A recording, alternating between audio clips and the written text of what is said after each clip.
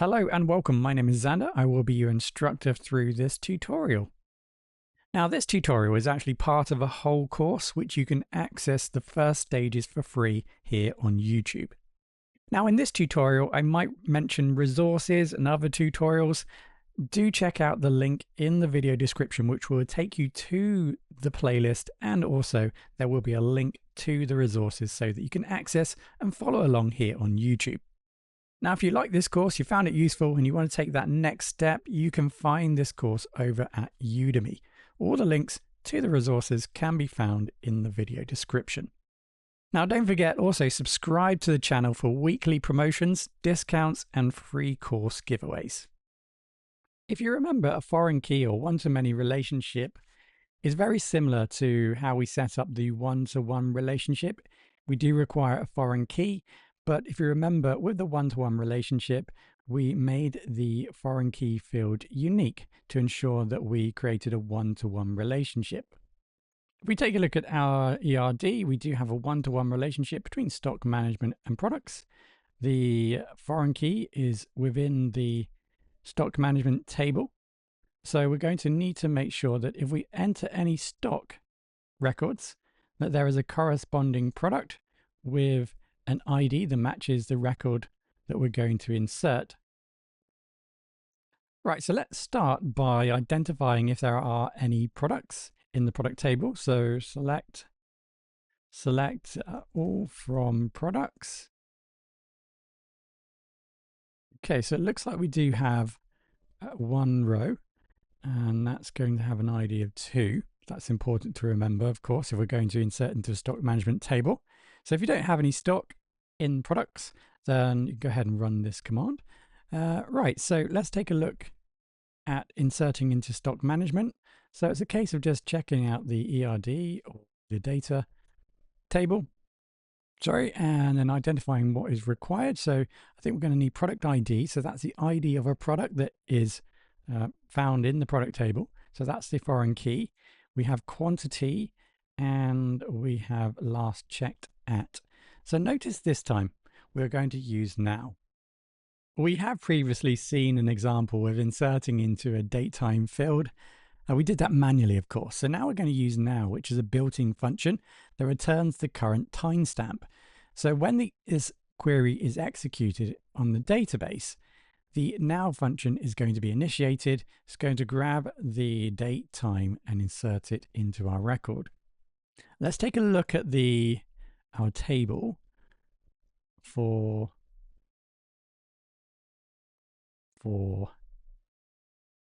the stock management. So notice here we do have the last checked at, and you can see in actual fact this time we have a timestamp with time zone. Okay, and it must be not null, so it must be included when we add a record into the stock management table. Now, I am making a few assumptions here, so apologies, just to step back a little bit and just remind you that in order for a product to exist, there is a foreign key over to category if you haven't watched that tutorial. So you are going to need to insert a category first, and then a product, and then stock management can then be populated. So let's just make sure that we do have a category. Well, we will have a category because we do have a product, but I just want to quickly remind you of that. And I will update this example here. So let's use the select all from category. There's something else I wanted to point out as well. Notice that when, for example, you enter something into a table, notice that there is an auto-incrementing ID, primary key, that gets generated for each record. Now notice that here, mine doesn't start from 1. So the reason for that is because the database has been running all this time. I haven't reset it at all, and I keep adding data to it. So every time I add data to my table, this auto-incrementing number will just continue. Now, if I were to delete data and then add data back into the table, well, it's not going to start from 1. I haven't reset that value. So therefore, it just continues from where the last record was made. And you can see that it looks like there were 11 records or 10 records before this one was inserted. And of course, those have been deleted. And that's why you see those numbers. And the importance of that is that if you use the examples in this module, you will need to potentially change these values to correlate with the data that you insert. Because if you insert data, if you were to restart now and insert this data, the ID would be 1, 2, 3, 4, and so on. So, of course, if like me, I'm using creating the examples based upon that we're just continuing step by step through this module. So we may have different numbers here. That's, I think, what I'm getting at. So you need to be careful to make sure that when you insert or use any of the queries that you match up the primary key or foreign key values correctly. So let me just take you through an example very briefly. Apologies for this step back. So here in the third example here, let's just go ahead and add a new record. So let's just call this electronics 10. Okay, so we're going to add this record in. Hello. Okay, so it doesn't look like we can do that because that's the wrong example. Apologies. Right, let's do it this time. Let's just do it this time. Right, so let's add a new record. Okay, so now we can inspect the category table. Maybe we have that. Yes. So that's the new record. Notice that it's ID 18. So that's the first task. Let me bring that over to our example here, one-to-ones. Okay. So that's the first example. Let's insert a category. So I'm showing you this because hopefully if you are stuck, if you are having problems, it's going to help you solve the problem yourself. So that's insert a category. So now we need to insert a product. So we can see that this has ID 18. So let's make a change here to this product here. So let's give this a name of laptop 1. So there's a few things that we need to change because remember, these are unique fields. The name and the slug will be unique fields. So we need to follow the same rules. And we need to remember that the category ID is going to be 18. So let's make sure that is the case. So let's insert that in. Okay, so we've inserted that now.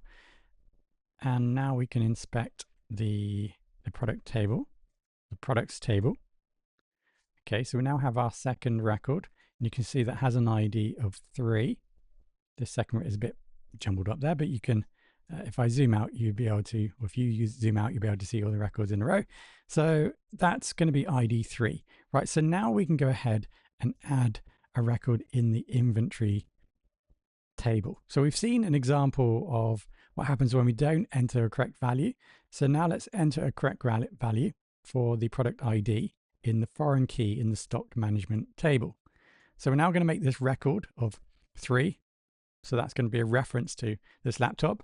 We're saying that we have 50 of these laptops in stock, and we're going to use the now to automatically generate, or try to automatically generate, the date time. All right, so let's give that a go. And you can now see it looks like we have inserted. So we can inspect. So let's go for a stock management table. And there we go. Now, I haven't necessarily spoke too much about different time zones or how to specify them. Here's an example of where maybe we can discuss a little bit about them. So here we use now, and we've seen how that is used, that function is used to generate a date time value from the database server, and to use that in the query to populate that column. So if we wanted to change the time date time zone, or just the time zone, then what we can do is we can specify different values here. So for example, if we wanted to, now something that we can't do, of course, is if we were to try and insert the same record again, remember this is a one-to-one relationship. So we can't have multiple records in our table with the same reference to the product ID. So that's important to remember, but let's go back to now. So here what I can do is I can expand that, and I can specify, for example, at time zone. So I can specify the time zone, and I can do that using the special 3 characters specifying different time zones. Right, let's see this in action and I will explain further. So first of all, let's delete from stock management. We delete our existing record, that's all gone. And now we can run our query. Keep calling it query. Let's run our statement here. Right, so we've inserted that. So we can now go ahead and inspect, select from stock management. And there we go. So what you see here is the record now has been inserted.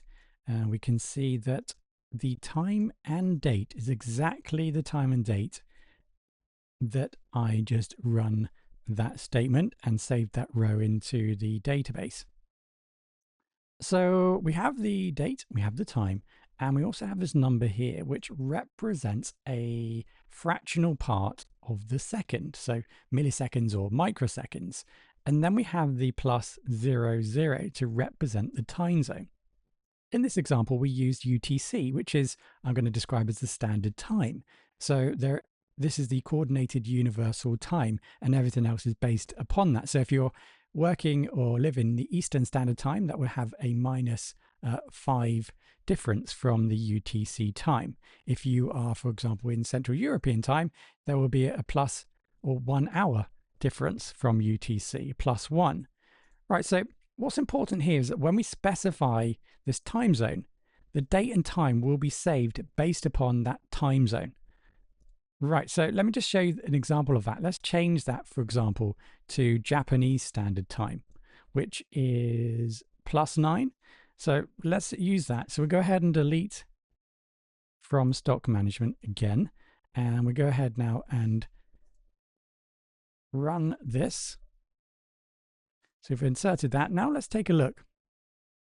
So we can see that we still have 00 at the end here, representing coordinated universal time.